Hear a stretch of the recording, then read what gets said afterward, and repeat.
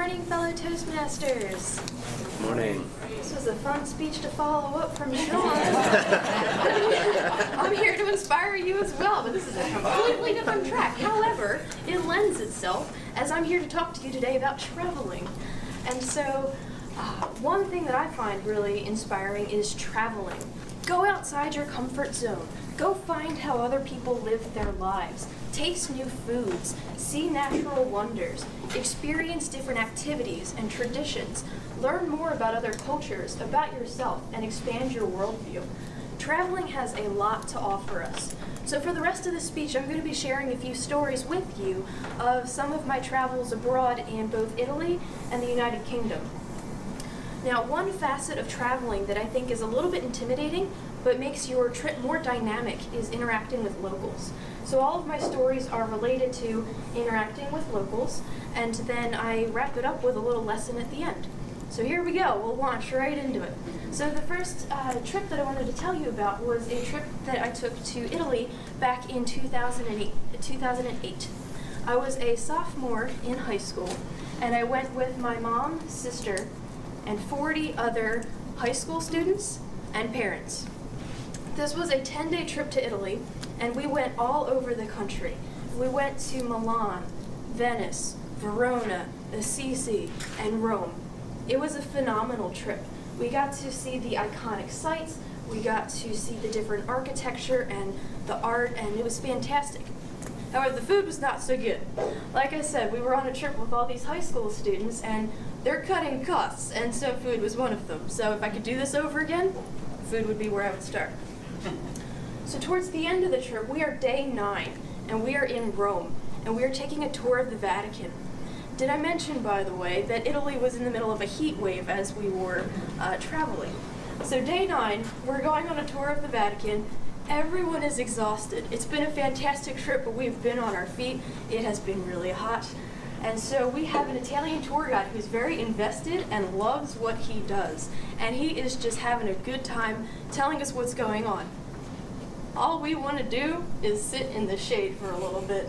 That's all we really want. But he was not having it. He had a job to do, and he was going to do it.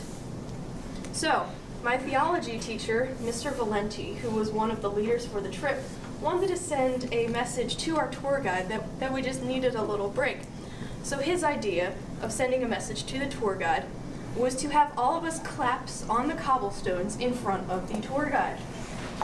So he discreetly told this to the group, and everybody was like, okay, we'll see how this goes.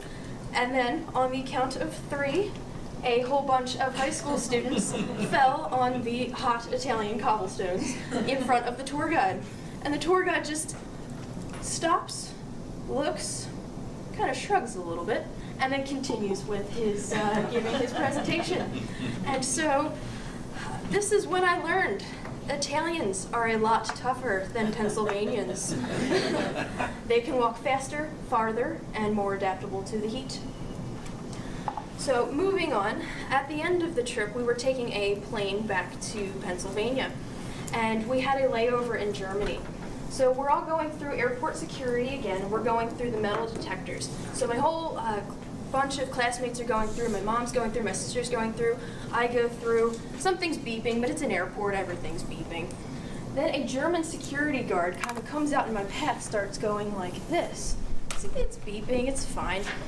I proceed to give him a high five and keep walking, following my family.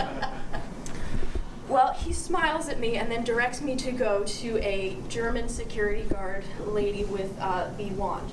And so the lady starts scanning me. I think she's done. I start walking away. Nope. She pulls me back. She does the other side of my body. Again, I think I'm done. I start walking away. Nope. She pulls me back by the shoulder. Just like a horse, I have to pick up my foot. She scans my foot. This time I know not to run away. She gets the other one. She gives me the go-ahead. And then I proceed to leave and follow my group. So those were some of my adventures in Italy, just interacting with some of the folks over there. The next trip I want to tell you about was when I got to go visit the United Kingdom with my sister. I was more of a seasoned traveler at this point, and this was the spring of 2016.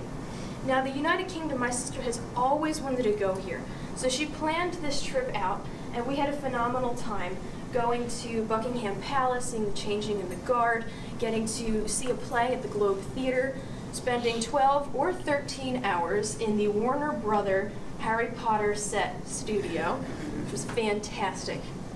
So we also went to Wales for a day while we were in the United Kingdom, and we were touring Cardiff Castle. And Cardiff Castle is phenomenal. Each room is very ornate, but it also has a theme to each room. For example, the gentleman's smoking room has a theme of time, and you have on the windows, there's different Norse gods representing the different months or different timing. And the children's room has fairy tales all over the walls. So each room is really intricate and really interesting. And so we're going on this tour of the castle, and I am taking as many pictures and taking it all in as much as possible. And I'm also the kind of person that when I'm at a museum, I take ages. I read everything, I look at everything, and the same held true on this tour. I was taking pictures of everything, and I was consistently the last person to leave each room, and the tour guide had to wait for me. Not very long, but I was always last. So my sister was getting a little bit annoyed at me, and she apologized for me to the tour guide, saying, I'm really sorry that my sister's so slow. And the tour guide's like, no, it's fine. It's actually quite flattering, really. The Cardiff Castle was given to the citizens of Cardiff, so I'm a Cardiff citizen, so technically, I'm one of the owners of this castle. So your sister is just appreciating my house. So the tour continues, and nothing changes, how I'm still the last one, and my sister is growing increasingly annoyed. So finally, it happens again, and so she apologizes again to the tour guide, saying, I'm really sorry, my sister's so slow. And the guy's like, no, it's fine. And my sister's like, no, really, don't encourage her. Do you want her to stay the night? Well, we all kind of froze, not really knowing where to go from here. The tour guide not knowing what to say either way, so he's quiet. My sister just really wants to retract those words back into her mouth. And I make some stupid joke just trying to breeze past the idea that my sister suggested that I stay the night with a Welsh man. So the lesson learned here is keep your belts on in Wales. So another story was when we went to visit, it's not the best picture, but this is a picture of Westminster Abbey. And so we went to attend a service in Westminster Abbey, and I was loaded up, as you do, with your bags. So I had my camera bag, but then I also have this bag as well. And so just like you have for many different iconic sites, you have to go through security. So they had a few security guards outside of Westminster Abbey just to see what you have. And so I walked up to the security guard, and he asked me, he's like, so, what's in your bag? And like, I had all of my different layers that I was not wearing, so I had hats, gloves, this pink fluffy scarf. And so when he asked me, he's like, oh, what do you have in the bag? I was like, fluffy stuff. And so he proceeds to look up at me and say, fluffy stuff? And the two of us started bursting out laughing, and I kept laughing just on my way into Westminster Abbey, where it's silent, and I got a lot of dirty looks. But I mean, if you find like a person in the UK with a great sense of humor that's laughing with you at fluffy stuff, I'm going to take full advantage of that. So I learned here to travel with layers. So just as a synopsis, these are all the stories I have to share with you today, but some of the lessons learned. 1, Italians are tougher than Pennsylvanians. 2, take your belt off in airports. 3, keep your belts on in Wales. And 4, travel with layers. So these were all of my memories, and I had a great time making them. And I encourage you to plan a trip. And people have different reasons for taking trips and different things that they want to get out of it. That's completely up to you. I'm just encouraging you, plan a trip. Go discover new places. Try something new. Go adventure and create your own stories. Traveling, it will leave you speechless and then make you a storyteller. Thank you.